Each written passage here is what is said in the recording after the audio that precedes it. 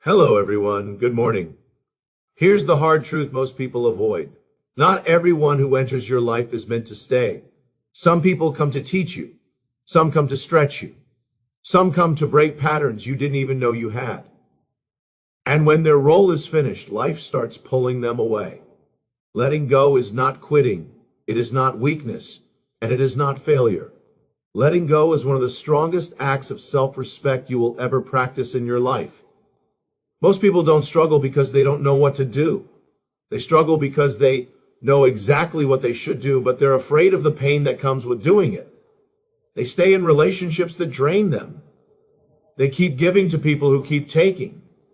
They hold on because walking away feels like admitting defeat. But the real defeat is abandoning yourself to keep someone else comfortable. Self-respect begins the moment you stop negotiating your worth. When someone consistently shows you that you are not a priority, believe them. Not once, not twice, consistently. Patterns matter more than promises. Words mean nothing when behavior tells a different story. And every time you ignore what someone's actions are telling you, you teach yourself that your feelings come second. That's where the damage happens. Letting go hurts because you hoped. You invested. You imagined a future that now feels ripped away. And it's okay to grieve that. Pain doesn't mean you're doing the wrong thing. Pain means you're choosing growth over comfort. It means you're choosing long-term peace over short-term relief. Here's the truth most people avoid. Staying where you are not respected slowly erodes your self-esteem.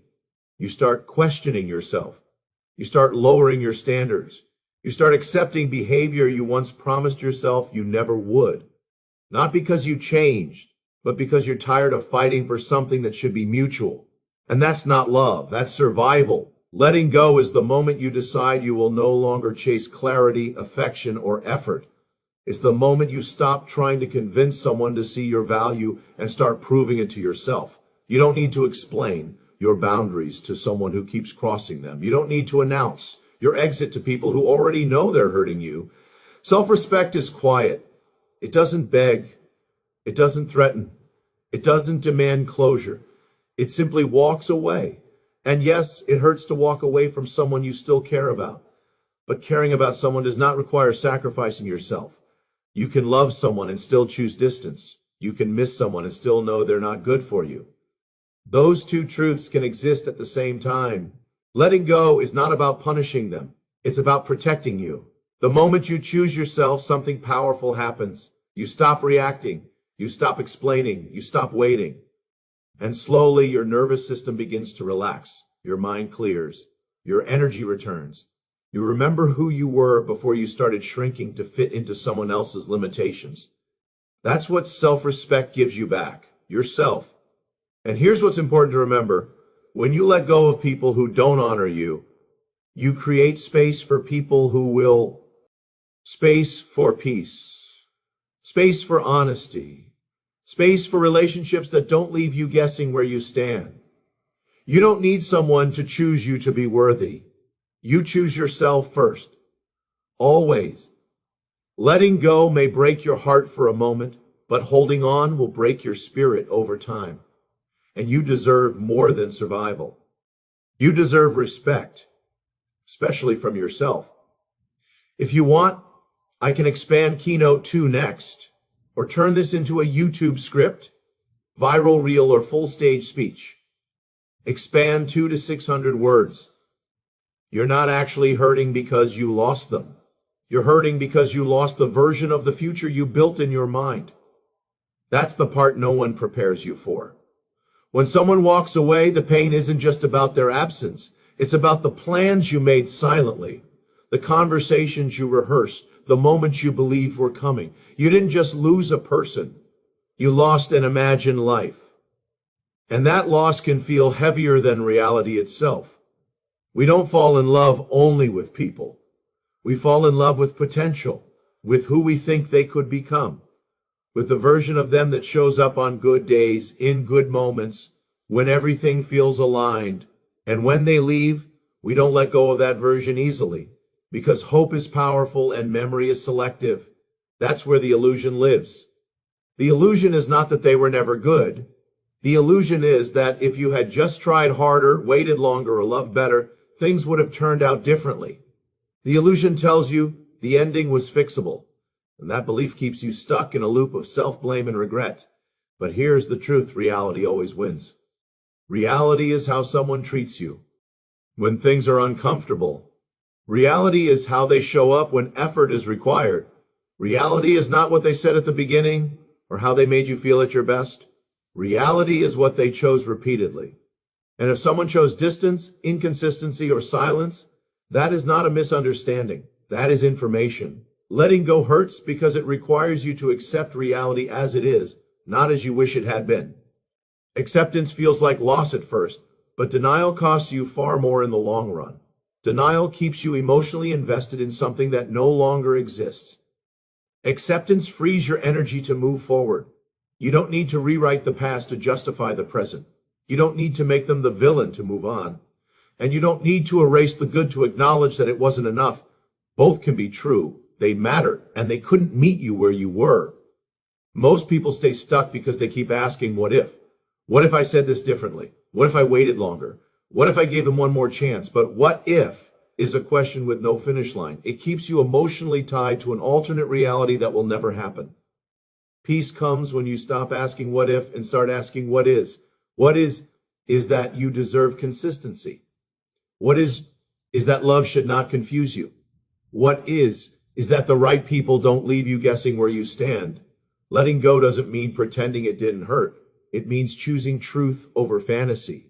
It means releasing the story you told yourself about how things were supposed to go and trusting that life is redirecting you, not punishing you. And yes, it feels empty at first. When the illusion there's a silence. But that silence isn't failure, it's space. Space for clarity, space for healing, space for something real. You're not losing love by letting go. You're losing an idea that no longer aligns with your reality.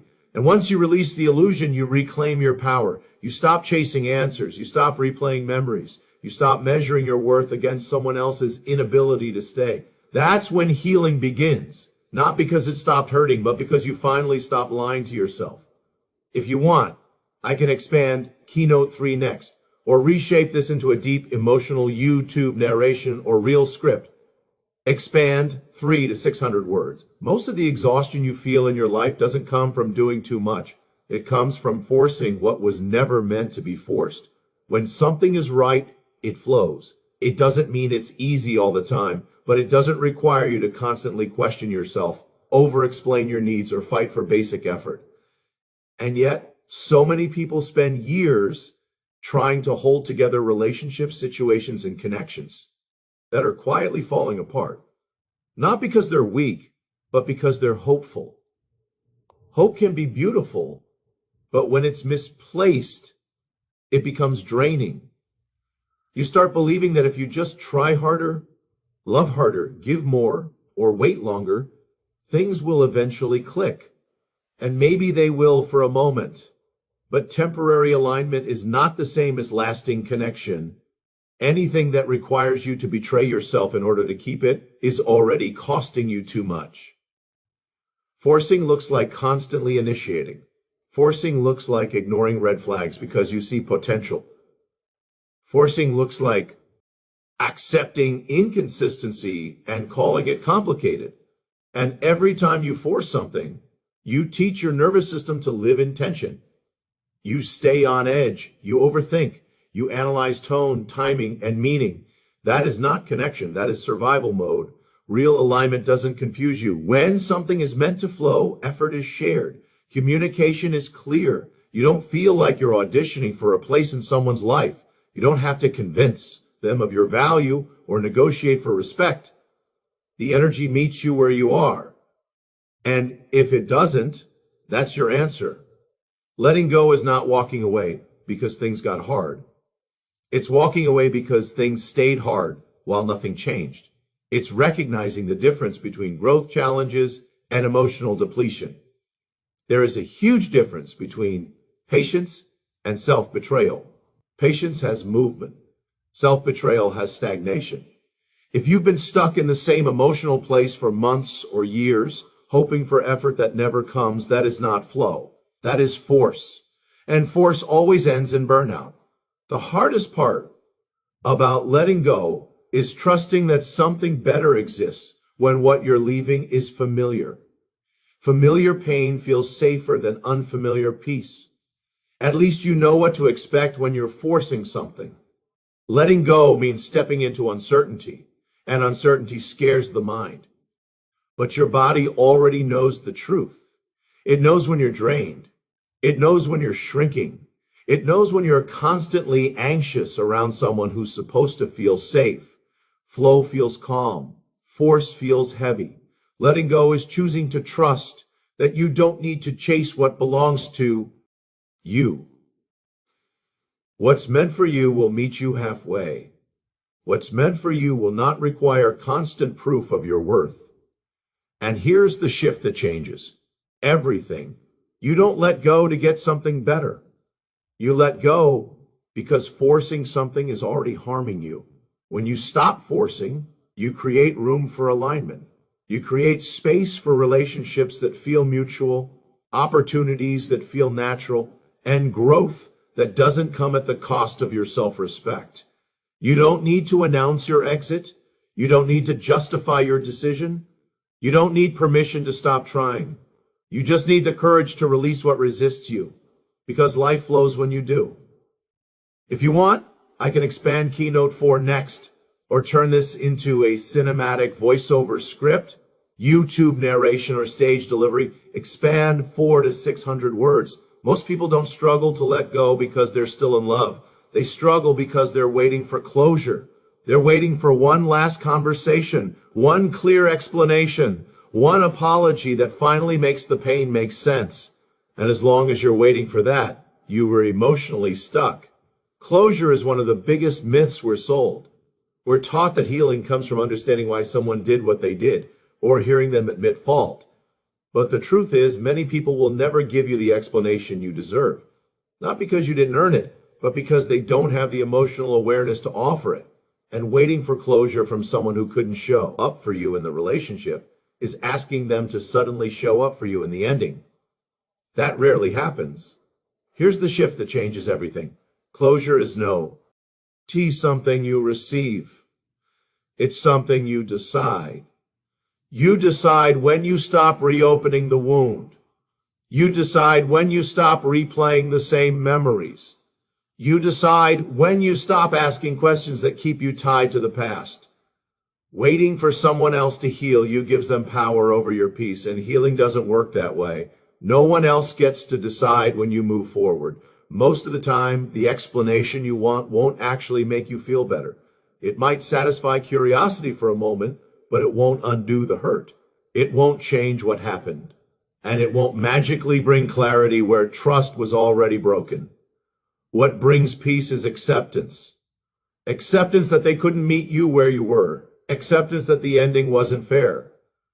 Acceptance that you may never fully understand their reasons. And that's okay. You don't need to understand someone to release them. Closure begins the moment you stop reaching out. The moment you stop checking if they've changed. The moment you stop hoping they'll come back with the answers you've been waiting for. That's not bitterness. That's boundaries. Choosing your own closure means allowing the story to end without a final chapter written by them. It means giving yourself permission to walk away without everything neatly tied up. Life doesn't always offer clean endings. Sometimes it just offers lessons.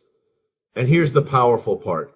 When you stop waiting for closure, your energy comes back. You're no longer stuck in pause mode, replaying the past. You start living again. You start investing in yourself. You start focusing on what's in front of you instead of what's behind you. You begin to trust yourself in. Closure doesn't require contact. It doesn't require agreement. It doesn't require understanding. It requires courage. Courage to say, this hurt me, and I still choose to move forward. Courage to accept that silence is an answer. Courage to stop asking someone else to validate your pain. Your healing is not dependent on their awareness. Your peace is not dependent on their apology. Your growth is not dependent on their explanation. You can forgive without reconciliation. You can release without resolution. You can move on without closure from them. And when you do, something shifts. The emotional grip loosens, the weight lifts. You stop feeling stuck between what was and what could have been. That's when healing becomes yours. If you want, I can expand Keynote 5 next, or adapt this into a calm, powerful YouTube voiceover or stage script. Expand 500 to 600 words. Grief is not a sign that something went wrong. It is a sign that something mattered. We often treat grief like a problem to fix or a weakness to hide, especially when it comes from letting go of a relationship, a dream, or a version of life we thought we would have. We tell ourselves to move on quickly, to stay strong, to be positive. But grief doesn't disappear just because you ignore it. It waits. And when it's not acknowledged, it shows up as numbness, resentment, or exhaustion. Letting go hurts because love was real. And that doesn't make you foolish. It makes you human. Growth is not about avoiding pain. Growth is about allowing yourself to feel what you feel without letting it define who you become. Grief is part of that process. It's not something to rush through or suppress. It's something, to move with. You can make the right decision and still feel heartbroken. That's one of the hardest truths to accept. We often believe that if something hurts, it must be wrong. But pain is not a reliable indicator of direction. Sometimes pain is simply the cost of choosing yourself after a long period of self-abandonment. Grief shows up in waves. Some days you feel strong and grounded. Other days, the smallest reminder pulls you back into sadness. That doesn't mean you're going backward. Healing is not linear, it's layered. Each wave is an invitation to release a little more of what you're holding. When you allow yourself to grieve, you honor what was without staying stuck in it. You acknowledge the memories, the effort, the hope, without romanticizing the reality that couldn't sustain it. Grief is how you say goodbye to the version of you who believed things would turn out differently, and that goodbye matters. If you skip grief, you don't skip pain, you delay it. Unprocessed grief hardens into emotional armor. You become guarded, distant, disconnected, not because you're healed, but because you're protecting a wound that never fully closed. True growth is softer than that. It allows sadness without shame. It allows tears without judgment. It allows you to miss someone and still know you made the right choice. Grief doesn't mean you want them back. It means you're releasing what you hoped they would become. There is wisdom in grieving. It slows you down. It teaches you what you value. It clarifies your boundaries for the future. Through grief, you learn what you will no longer tolerate and what you deeply desire. And slowly, almost quietly, grief transforms. The sharpness fades. The weight lightens. The memories stop hurting and start teaching. You don't forget. You integrate. Growth happens when you let grief do its work instead of fighting it. When you allow yourself to feel without rushing to be okay. When you understand that healing doesn't require you to be strong all the time. It requires you to be honest. You are not broken because you're grieving. You are not weak because you still feel it. You are not stuck because you read taking time. You are becoming. Grief is not the opposite of growth. It is the doorway to it. And when you walk through it with compassion for yourself, you don't just heal, you evolve. If you want, I can expand Keynote 6 next, or turn this into a soothing narration, meditation style voiceover, or cinematic speech. Expand 600 to 600 words.